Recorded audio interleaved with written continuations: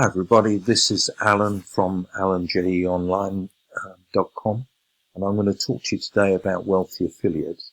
Now, I've been a member of Wealthy Affiliates since 2017. I first subscribed to them shortly after I looked at starting a business online. I'm a Premium Plus member with Wealthy Affiliate, and what I've succeeded in doing is getting into the top 50 in Wealthy Affiliate, which is a community of 2.3 million people plus worldwide. I've got a blog post on here which has done 138 posts. I've got a network of 2.3 thousand people. I've actually posted quite a lot of blog posts using Wealthy Affiliate, and I'll explain to you how it's so easy. It's because you can host all your websites on Wealthy Affiliate, and then you can actually publish blog posts on here as well.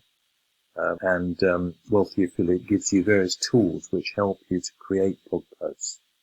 So if I show you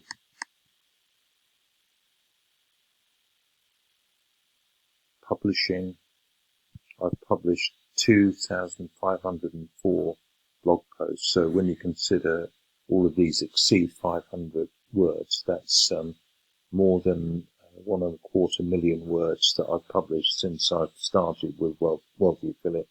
Most of them have been over the last couple of years.